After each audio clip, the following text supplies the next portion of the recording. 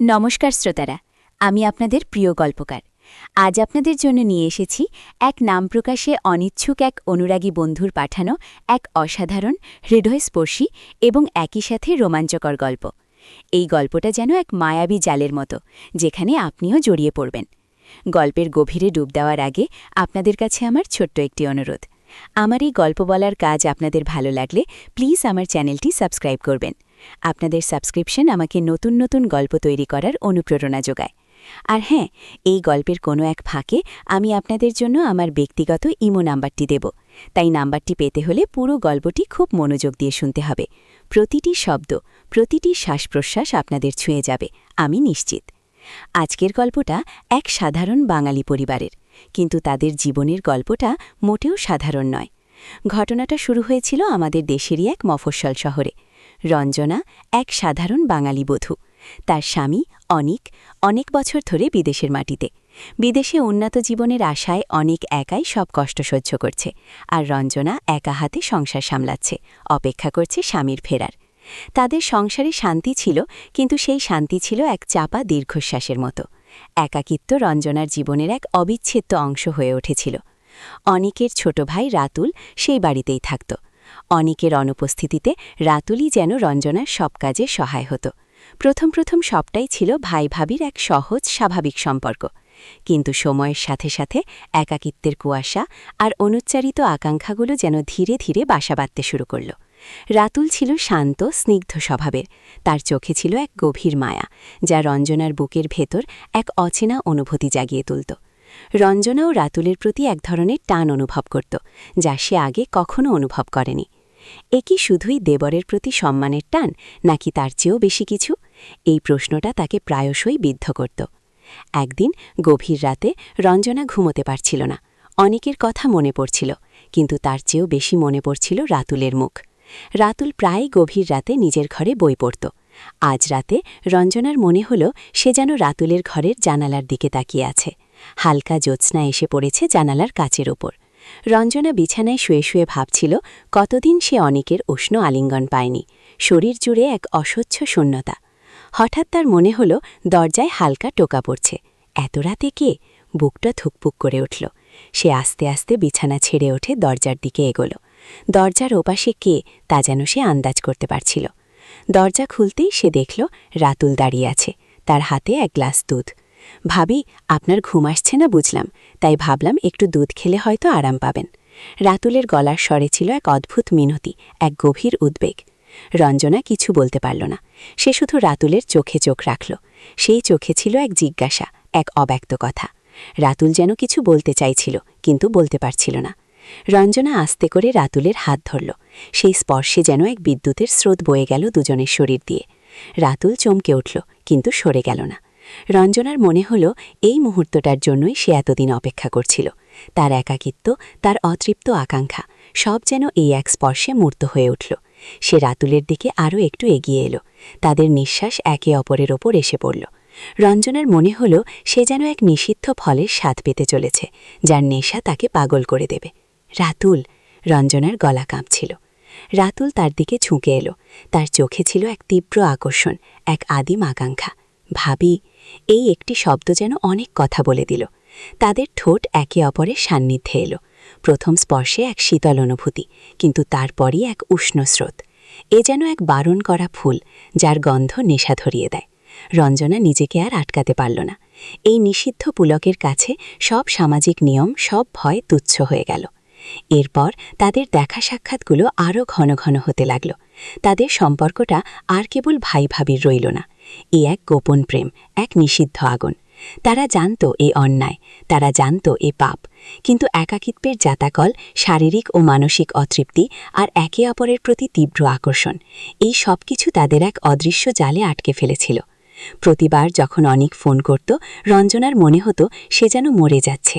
অনিকের সরল গলার স্বর তাকে অপরাধী করে তুলত, কিন্তু পরক্ষণেই রাতুলের স্পর্শ, তার উষ্ণ চাহনি, তার আদরের গভীরতা, সবকিছু তাকে যেন আবার নতুন করে বাঁচিয়ে দিত। রাতুলও জানত সে কি করছে, কিন্তু রঞ্জনার চোখের জল, তার একাকিত্বের হাহাকার, সব যেন তাকে রঞ্জনার প্রতি আরও বেশি আকৃষ্ট করত। সে রঞ্জনার মধ্যে খুঁজে পেত এক নতুন জীবন, এক নতুন আশ্রয়। তাদের গোপন মুহূর্তগুলো ছিল এক তীব্র রোমাঞ্চের। যখন রাতুল রঞ্জনার ঘরে আসত, দরজা বন্ধ করে দিয়ে তাদের চারপাশের পৃথিবী যেন অদৃশ্য হয়ে যেত। তখন শুধু থাকত তারা দুজন আর তাদের অদম্য আকর্ষণ।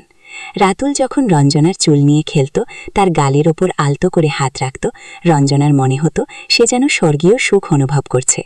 রাতুলের প্রতিটি স্পর্শ, প্রতিটি চুম্বন ছিল এক নতুন আবিষ্কার। রঞ্জনার মনে হতো অনেকের জীবনে সে যা পায়নি তার সবটুকুই যেন সে রাতুলের কাছ থেকে পেয়ে যাচ্ছে। তাদের প্রথম ঘনিষ্ঠ মুহূর্তগুলোর বর্ণনা দিতে গেলে শব্দ ফুরিয়ে যাবে। রঞ্জনার মনে আছে সে রাতে যখন তারা প্রথমবার একে অপরের সম্পূর্ণ কাছাকাছি এলো, তখন তার মনে হয়েছিল সে যেন নিজের সবটুকু দিয়ে রাতুলকে ছুঁয়ে দেখছে। রাতুলের শরীরের উত্তাপ, তার হৃৎস্পন্দন সব যেন রঞ্জনার শরীরকে আরও উষ্ণ করে তুলছিল। তাদের শরীর এক হয়ে মিশে গিয়েছিল, যেন যুগ যুগ ধরে এই মুহূর্তেরই অপেক্ষা ছিল। রঞ্জনার মনে হয়েছিল সে যেন এক গভীর সমুদ্রে তলিয়ে যাচ্ছে, যেখানে শুধু প্রেম আর প্রেম। রাতুলের প্রতিটি ফিসফিস করে বলা কথা রঞ্জনার কানে যেন মন্ত্রের মতো বাজত। ভাবি, তুমি আমার, শুধু আমার। এই কথাগুলো রঞ্জনার আত্মবিশ্বাস বাড়িয়ে দিত, কিন্তু সাথে সাথে এক গভীর ভয়ও জাগিয়ে তুলত। তাদের দেখা হতো লুকিয়ে, চুপি চুপি। রঞ্জনার মনে হতো সে যেন এক গুপ্তধনের অধিকারী, যার খবর কেউ জানে না। আর রাতুল, সে যেন সেই গুপ্তধনের রক্ষক। তাদের গোপন প্রেম যেন এক বন্য ফুলের মতো, যা রাতের অন্ধকারে ফুটে ওঠে, যার গন্ধ চারদিকে ছড়িয়ে পড়ে, কিন্তু কেউ জানে না কোথা থেকে আসছে। একদিন রঞ্জনা আর রাতুল তাদের পরিচিত এক রেস্টুরেন্টে গেল, স্বাভাবিকভাবে মেশার জন্য। তাদের মধ্যে এমন একটা স্বাভাবিকতা ছিল যা দেখলে কেউ বুঝতেই পারত না যে তাদের মধ্যে কত গভীর এক নিষিদ্ধ টান। রঞ্জনা যখন রাতের খাবারের জন্য মেনু দেখছিল, তখন হঠাৎ তার মনে হলো কেউ তাকে লক্ষ্য করছে। সে আর চোখে তাকিয়ে দেখল পাশের টেবিলে বসে থাকা এক মহিলা তাদের দিকে তাকিয়ে আছে। মহিলার চোখে ছিল এক চেনা হাসি, কিন্তু সেই হাসির আড়ালে কি লুকিয়ে আছে তা রঞ্জনা বুঝতে পারছিল না। মহিলাটি আস্তে আস্তে তাদের টেবিলের দিকে এগিয়ে এলো। রঞ্জনার বুক ধুকপুক করে উঠল। অনিকের স্ত্রী রঞ্জনা, তাই না? মহিলাটি জিজ্ঞেস করল। রঞ্জনার মনে হলো মাটি দুলে উঠল। হ্যাঁ, রঞ্জনা আস্তে করে উত্তর দিল। আর এই আপনার দেবর রাতুল? মহিলাটির গলায় এক অদ্ভুত ব্যঙ্গ। রঞ্জনার মুখ শুকিয়ে গেল। হ্যাঁ, রাতুল বলল, চেষ্টা করছিল স্বাভাবিক থাকার। মহিলাটি তাদের দিকে তাকিয়ে হাসল। আমি অনেকের অফিসের কলিগ, মিতা। অনেক প্রায়ই তোমাদের কথা বলতো। মিতা রঞ্জনার দিকে তাকিয়ে বলল, তুমি কি জানো অনেক সেখানে একা কত কষ্ট করে? রঞ্জনার মনে হলো সে যেন মরে যেতে পারে। আর তুমি রাতুল, তুমি তো ভাই হয়েও ভাবির খেয়াল রাখছো, এটা খুব ভালো। মিতার কথায় এক সূক্ষ্ম খোঁচা ছিল, যা রঞ্জনার গা জ্বালা করে দিল। মিতা চলে যাওয়ার পর রঞ্জনা আর রাতুল চুপচাপ বসে রইল। তাদের মধ্যেকার সমস্ত স্বাভাবিকতা যেন উবে গিয়েছিল। তাদের গোপন প্রেম যেন এক নতুন বিপদের সামনে এসে দাঁড়িয়েছিল। রঞ্জনার মনে হলো মিতা নিশ্চয়ই তাদের কিছু দেখেছে, কিছু আন্দাজ করেছে। সেই রাতের পর থেকে রঞ্জনার মনে এক নতুন ভয় বাসা বাঁধতে শুরু করল। সে রাতুলের কাছে যেতেও ভয় পাচ্ছিল, আবার রাতুলকে ছাড়া থাকতেও কষ্ট হচ্ছিল। তার শরীর জুড়ে এক অদ্ভুত টানা পড়েন। একদিকে অনেকের প্রতি অপরাধবোধ, অন্যদিকে রাতুলের প্রতি তীব্র আকর্ষণ। সে জানত তাদের এই সম্পর্ক বেশি দিন টিকবে না, কিন্তু এই অমোঘ আকর্ষণ থেকে নিজেকে সরিয়ে নেওয়াও তার পক্ষে সম্ভব হচ্ছিল না। একদিন গভীর রাতে রঞ্জনা আবার একা। অনেকের ফোন এসেছে। অনেক তার জন্য খুব চিন্তা করছে, বলছে শীঘ্রই দেশে ফিরবে। রঞ্জনার মনে হলো তার বুকের ভেতরটা হিম হয়ে গেল। অনেক দেশে ফিরলে কি হবে, রাতুলের কি হবে? আর তাদের এই গোপন প্রেম, এই নিষিদ্ধ আগুন, তা কোন দিকে মোড় নেবে? সে জানালার বাইরে তাকিয়ে দেখল আকাশ অন্ধকার, কালো মেঘে ঢাকা।